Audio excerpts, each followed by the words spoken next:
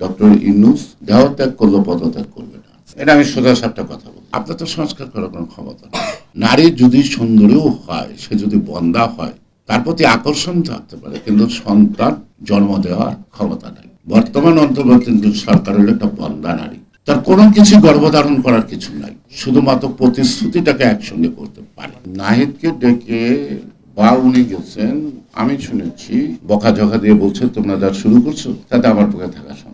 নাহিদ ওই কথাটুক বাদ দিয়ে ওই কথাটুক বলছে উনি রাগ করে চলে যেতে চায়। নতুন বউ ঘরে এসে রাগ করে চলে যায়, আমরা তো রাস্তার সব ব্যারিকেড দেবই, এক ইউটিউবারের ভাষায়। তো উনি চলে যায়, আমি তো জনগণ উৎকণ্ঠা বোধ করছে না, বিশ্বাসও করছে না, কেউ বিশ্বাস করছে না যে উনি চলে যাবে। যদি চলে যাবে, কালকেও কয়েকটি রাজনৈতিক দলের সাথে তার দেখা হয়েছে, তিনি নির্বাক শুনেছেন, উত্তর দেন নাই। ওই আগের যে কবিতা মুখস্থ করেছেন ডিসেম্বর থেকে জুন, ও জায়গায় আছেন। তার মানে যা যা ওনার সুবিধার দরকার তা নিচ্ছেন, এটি তো বলতে চাইছেন। কিন্তু আরো কিছু সুবিধা তো অন্যদেরকে দিতে হয় নাকি? সকল রাজনৈতিক দল ওই যে টিক দিছে, দেখেন কিরকম ছাত্র গেছে তাদের কাছে, আর বিজ্ঞজনের কাছে টিক দিছে। যারা রাস্তা একটা ভিক্ষুক না খেয়ে থাকলে 10 টাকা দেয় না, তারে উপকার করে না, কারণ হচ্ছে জাতির সংস্কারের দেয়। আর সব কাবলিওয়ালা এনজিও মানে তো কাবলিওয়ালা, সুদ নেই মানতি, আসলি নেই মানতি, সুদ মানতে, সবগুলো তো সুদের ব্যবসায়ী। তো এদের আবার জনগণের প্রতি এত দরদ থাকে কি করে, এটা তো আমি বুঝছি না, আমার মাথায় কিছু আসে নাই। আর অন্তর্বর্তীকালীন সরকার আজীবনের জন্য দরকার বা জায়েজ, সব ম্যান্ডেট পেয়েছে বলতেই তো পারে। এই সরকার আমি শুনি মানুষের সে বলতে, আমার কোনো ধারণা ওর না, এটা জানারও না, আগ্রহ নাই। এই সরকারের একজন মন্ত্রী আছে, তারা আজীবন লিপ্টিকতা করছে স্বামী স্ত্রী হিসেবে, কাবিন নাকি নাই। এই সরকারের কাবিন নাই, উনি যদি বুড়া হয়ে যায় এখনো স্বামী স্ত্রী সংসার করতে পারে, তো এই সরকারের বা কাবিন দরকার কি জনগণের থেকে? জনগণের ম্যান্ডেট তো তাদের প্রয়োজন নাই, আছে। সেই কারণেই আজকে নানা সময় নানা ধরনের দেখাচ্ছে।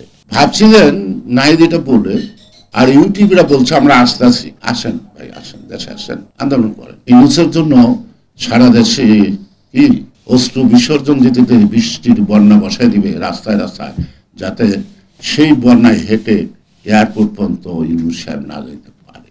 বুঝছো, এটা হয়েছে নাকি? হয় নাই। আমরা এই টেবিলে যারা আছি ঘুরে ফিরে কিন্তু সব দলের একই মত, একই কথা।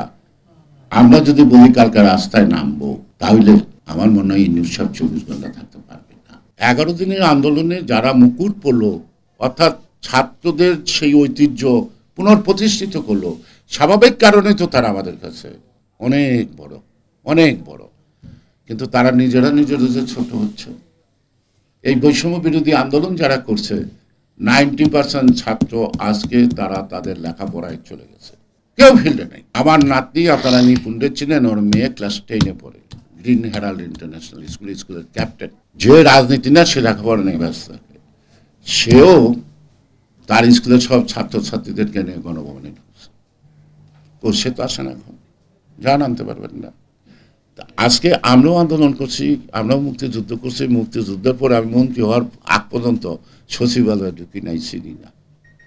তো ওনারা তো ডেলি সচিবালয়ে যায় কেন? ওনারা কেন তো ডেলি ডিসি অফিসে যায় কেন? এসপিরে ধমকায় কেন? তারা টিএন অফিসে বসে থাকে কেন?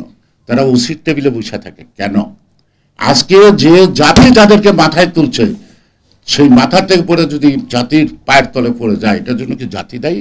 গণতন্ত্র জনগণের মৌলিক অধিকার, জনগণের মালিকানা, ভোটাধিকার নির্বিঘ্নে প্রতিষ্ঠিত করার দিনটি না দেখে ঈশ্বর যেন আমাদেরকে চিন্তায় না তোলে। প্রধান উপদেষ্টা অনেক গাছ লাগাইছে, ওইগুলো বড় হইব, চারা হইব, ফল হইব, তারপর আপনার গণতন্ত্র